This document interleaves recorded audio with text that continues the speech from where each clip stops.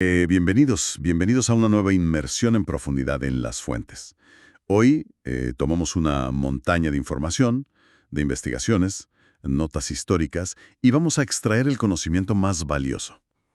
Hola, sí, hoy tenemos sobre la mesa un tema central que, bueno, a primera vista podría parecer un asunto puramente de manual de historia económica. Ya, de esos de gráficas y números fríos. Exacto. Pero que en realidad esconde un drama humano absolutamente fascinante. Hablamos del desarrollo económico, o más bien de la falta de él, en la España del siglo XIX. Para este recorrido, pues hemos reunido un material sumamente detallado. Tenemos extractos sobre historia económica, demografía, capital humano en España. Hay cifras crudas, análisis de la época y hasta fotografías históricas clave de las que hablaremos luego. Y la misión de esta exploración es muy clara. Queremos descifrar el factor humano detrás de ese atraso económico español. Ir más allá de la macroeconomía, ¿verdad? Eso es, entender cómo la vida, la muerte, las epidemias, las hambrunas y sobre todo el pupitre, ese dramático déficit educativo, dictaron el destino de toda una nación frente a una Europa que se estaba industrializando a pasos agigantados. Imaginemos por un momento a un país entero atrapado en el tiempo. Un lugar donde a las puertas del siglo XX la esperanza de vida apenas rozaba los 35 años y más de la mitad de los adultos no sabía leer. Vale, vamos a desgranar esto, porque es un escenario que contrasta de una forma brutal con lo que estaba ocurriendo un poco más al norte. De esta situación. Si observamos el marco general, España experimentó un crecimiento poblacional exasperantemente lento durante todo ese siglo. Sí, los números de las fuentes son clarísimos.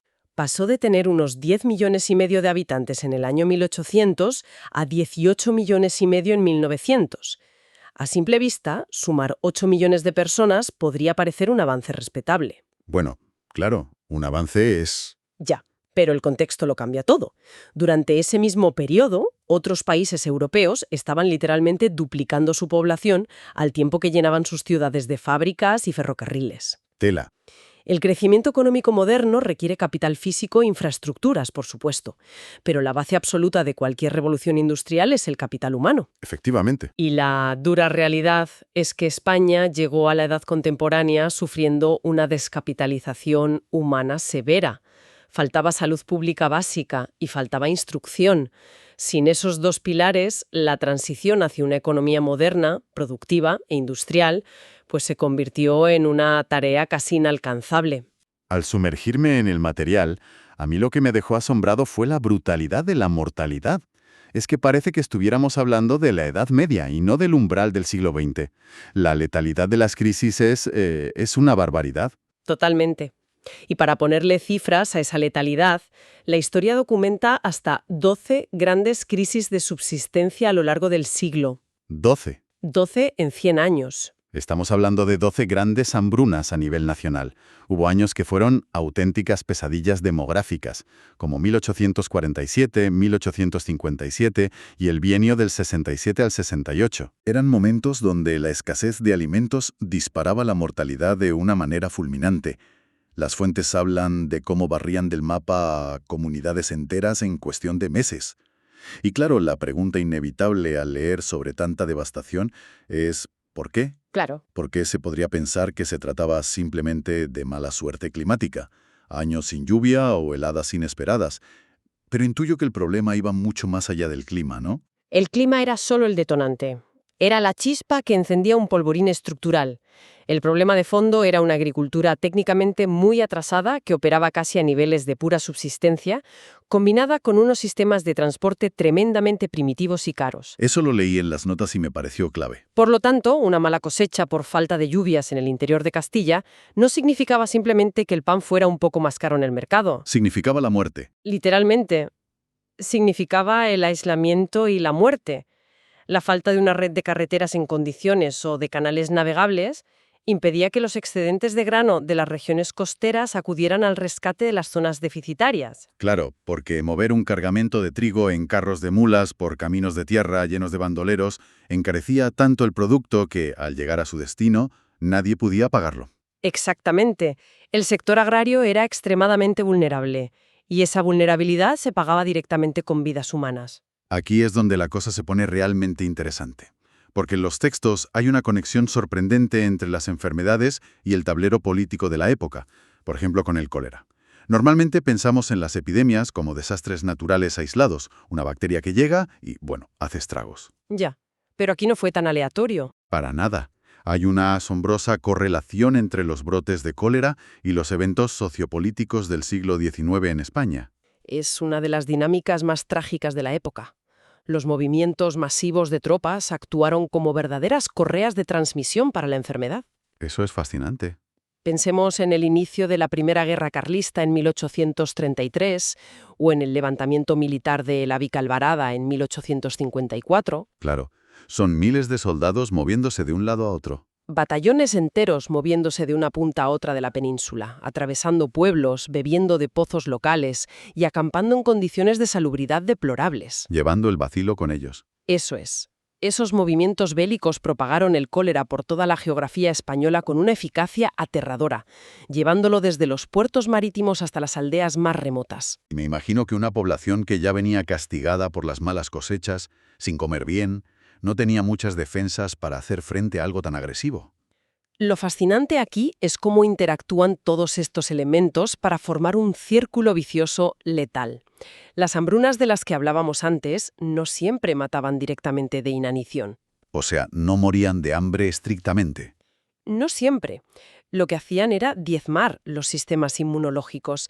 Dejaban a comunidades enteras profundamente debilitadas, malnutridas, convirtiéndolas en presa fácil no solo para las grandes oleadas de cólera. Sino para cualquier cosa que pasara por ahí. Exacto. Brotes letales de fiebre amarilla, de tifus o enfermedades endémicas que convivían constantemente con la población, como la tuberculosis. ¿Y qué hacía el Estado frente a todo esto?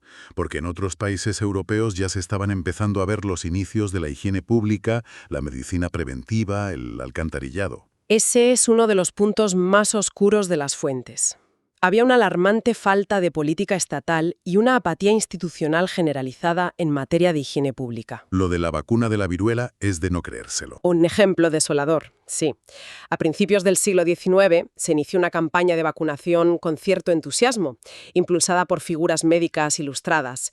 Pero al carecer de infraestructura, de una cadena de frío y sobre todo de voluntad política sostenida, la práctica rápidamente cayó en desuso. O sea, sabían que existía, sabían que funcionaba y la dejaron estar. Hubo intentos esporádicos de retomarla, pero la vacuna no se hizo verdaderamente obligatoria en España hasta el año 1902. Madre mía, un siglo entero perdido. Es todo un siglo perdido en términos de salud pública. Las fuentes citan al ensayista César Silió, que resumió esta dejadez institucional de la época con una expresión demoledora. Sí, la mortalidad indisculpable. La mortalidad indisculpable no era un castigo divino, era una tragedia evitable si hubiese existido un Estado moderno y preocupado por su capital humano. Mortalidad indisculpable. Es un término durísimo, pero que encaja a la perfección con la radiografía de la época.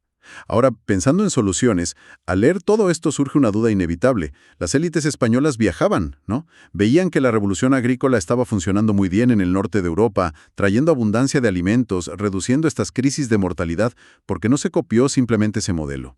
Parecería lo lógico, ¿sí? Claro. ¿Por qué no importar los nuevos arados, las nuevas técnicas y acabar con las hambrunas de raíz? El obstáculo principal residía en un desfase tecnológico dictado por la propia geografía del terreno. No se podía simplemente desembalar la tecnología del norte, ponerla en un campo ibérico y esperar que funcionara. Entiendo.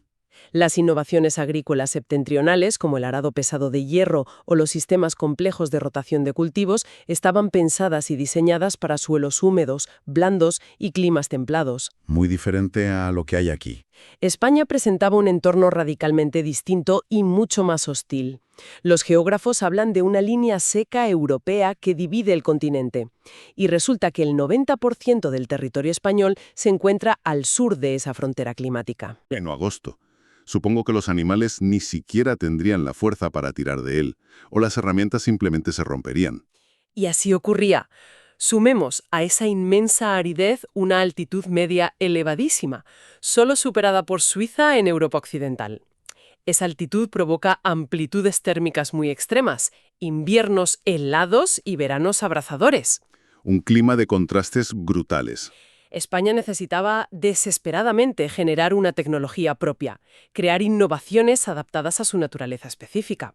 Pero al carecer de un sistema científico y educativo sólido, no disponía del conocimiento para desarrollarla. Entonces, si conectamos esto con la gente común, con el campesino que intentaba sobrevivir en esos pueblos, ¿cómo reaccionaban? Si conectamos esto con el panorama general, las consecuencias demográficas son profundas y muy reveladoras.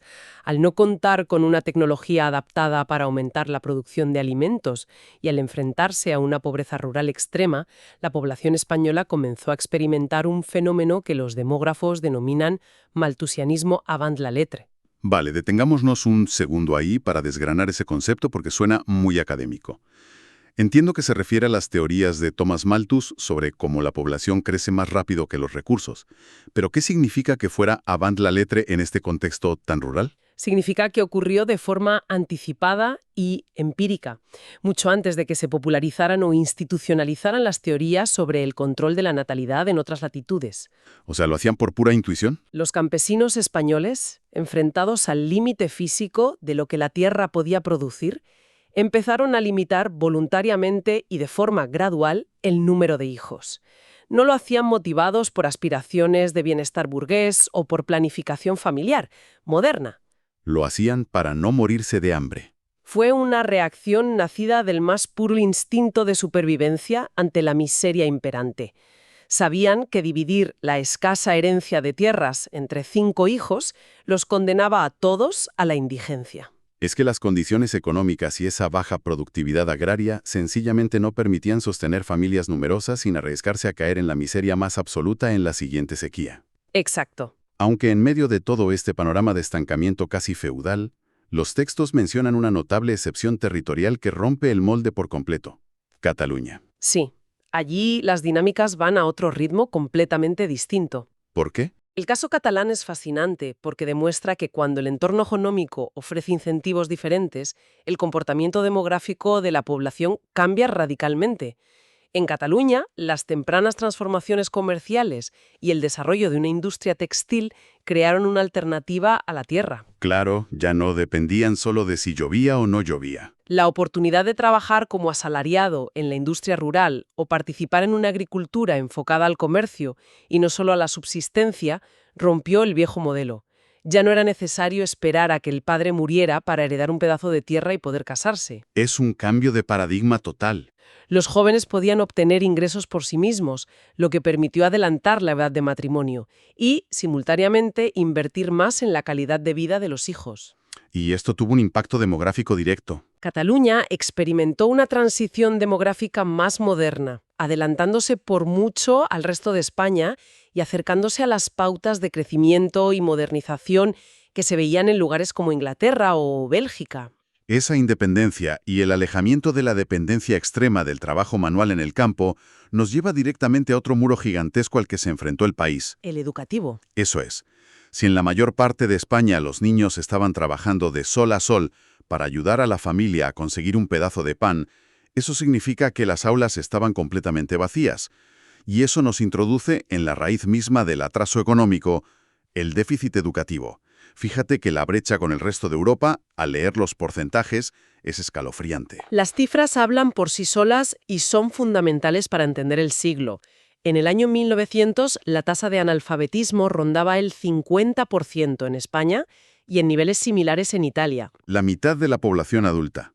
1 de cada 2 adultos no sabía leer las instrucciones de una máquina, ni un edicto legal, ni un manual agrícola.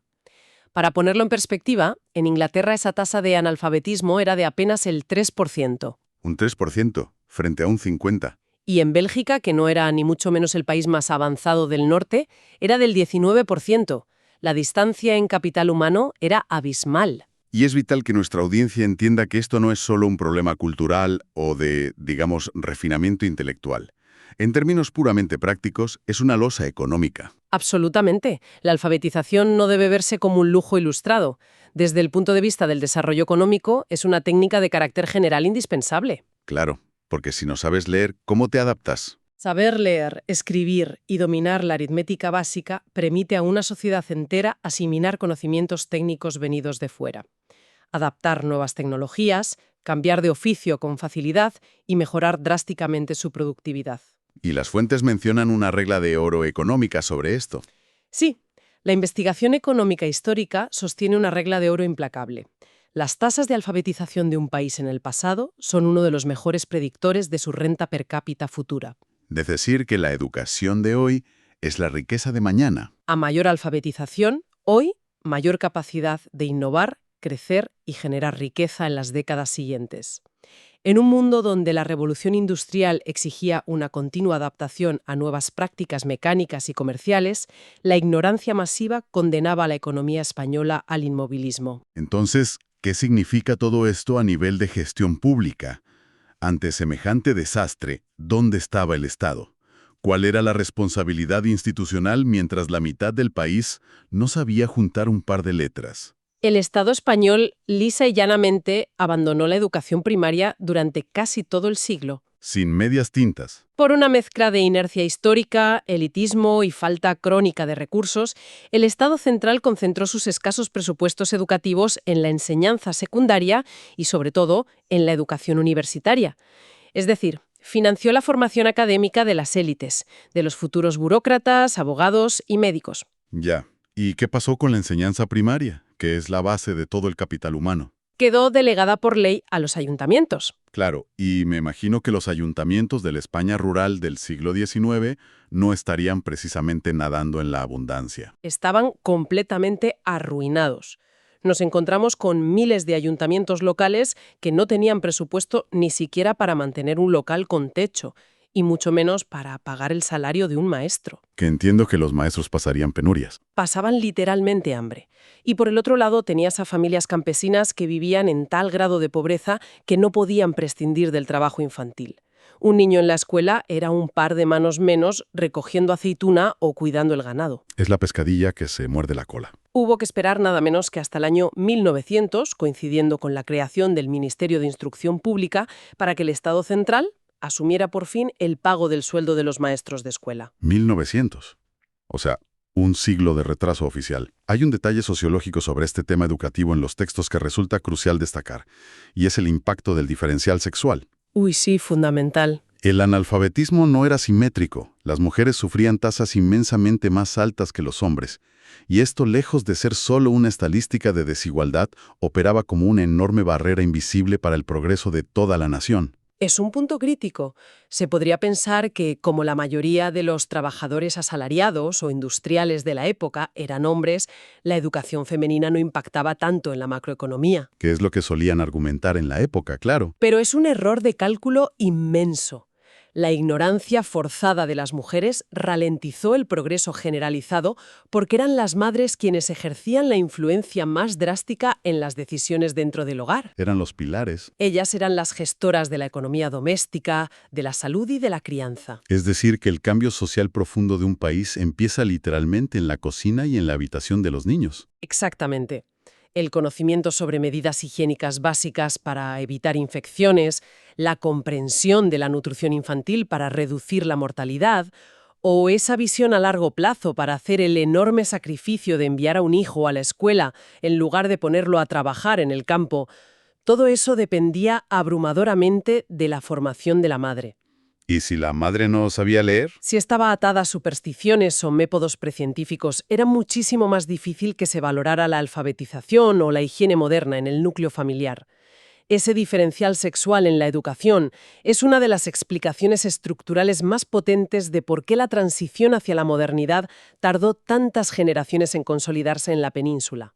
A pesar de esta losa tan pesada, en nuestro recorrido por las fuentes también encontramos luces en medio de la oscuridad institucional. Desde luego, hubo intentos de cambiar las cosas. Hubo intentos muy valiosos de reforma. Se intentó estructurar un sistema general con la Ley Moyano en 1857, aunque claro, nació casi sin financiación. Sí, papel mojado en gran medida por la falta de recursos. Pero lo que realmente destaca en los documentos como un faro de modernidad es la institución libre de enseñanza. De hecho, en el material que manejamos hay una fotografía histórica maravillosa de Francisco Giner de los Ríos, su fundador. Se le ve con un traje oscuro, un rostro adusto pero sereno, una mirada profundamente penetrante y una larguísima y muy característica barba blanca. Este hombre y el grupo que lo rodeaba se convirtieron en el gran símbolo del movimiento innovador del pensamiento en la España contemporánea. El impacto de esa iniciativa privada fue verdaderamente heroico. La institución libre de enseñanza fue impulsada por un grupo de intelectuales conocidos como los krausistas. Eran pensadores y pedagogos que habían importado la filosofía racionalista del pensador alemán Karl Krause. Buscaban una sacudida al sistema, ¿no? Buscaban una renovación ética, científica y educativa profunda en España. Su idea era romper con la enseñanza basada en la memorización mecánica y el dogma religioso e introducir métodos europeos basados en la observación de la naturaleza, el debate, el deporte y el pensamiento crítico. Y supongo que intentar implementar una educación laica, científica y europea en la España de la Restauración no les granjeó precisamente el aplauso de los sectores más conservadores del poder. Para nada. Tuvieron que enfrentarse a una hostilidad oficial tremenda, perdiendo en ocasiones sus cátedras universitarias y sufriendo la censura directa. Sin embargo, a pesar de arrancar con unos comienzos enormemente modestos, lograron ejercer una influencia monumental. Formaron a una generación entera. Formaron a las mentes que luego liderarían la ciencia, la literatura y la política en las décadas siguientes. Su labor fue un esfuerzo titánico por abrir las ventanas de un país cerrado y contrarrestar la asfixia intelectual de la época. Son el ejemplo perfecto de cómo un pequeño núcleo de capital humano altamente motivado puede sembrar las semillas de la modernización incluso cuando el terreno institucional es un absoluto desierto. Totalmente. Llegando ya al final de nuestro análisis, es indispensable preguntarnos qué significa todo esto hoy para quienes nos escuchan. Podría parecer que hablar de epidemias decimonónicas, de cólera, de arados de hierro pesados o de escuelas rurales sin techo nos pilla muy lejos, sobre todo ahora que vivimos inmersos en el ritmo frenético de la era digital y la inteligencia artificial. Sí, parece otro mundo. Sin embargo, esta inmersión en nuestro pasado nos deja una lección atemporal y clarísima. La verdadera riqueza de una sociedad no reside en sus recursos minerales y, desde luego, no reside en tener mucha población demográficamente hablando si esa población vive en la precariedad. Reside de forma casi exclusiva en la calidad de su capital humano. Queda en evidencia que ignorar la salud pública y abandonar la educación básica no es simplemente un fallo administrativo o una injusticia social pasajera, es un error que tiene un coste económico y generacional devastador a largo plazo. En el Diccionario del Desarrollo, la sinonimia es absoluta. Ignorancia equivale a pobreza. Esto plantea una pregunta importante para nuestro presente. Al analizar el siglo XIX, vemos con cristalina claridad que el estancamiento económico fue provocado por déficits que hoy nos resultan obvios y tangibles. La falta de una vacuna, las epidemias físicas, la ausencia de carreteras y un analfabetismo estructural donde la mitad de la gente no sabía leer un libro. Eran problemas muy físicos, muy evidentes. Exacto. Pero la pregunta incómoda hoy es, ¿cuáles son los déficits invisibles de nuestra época actual? Queda para la reflexión personal considerar si las nuevas y silenciosas crisis de salud mental que atraviesan nuestras sociedades o el profundo y acelerado envejecimiento demográfico al que no damos respuesta, o incluso fenómenos modernos como la adicción algorítmica y el analfabetismo digital y funcional, no estarán escribiendo en este preciso y exacto instante el guión del futuro estancamiento económico del siglo XXI. Exactamente de la misma forma silente, y a menudo ignorada por quienes toman las decisiones, en que la falta de escuelas y el vacilo del cólera lo hicieron en el pasado. Efectivamente, la historia rima. Hasta nuestro próximo viaje a las fuentes. Que la curiosidad siga siempre viva.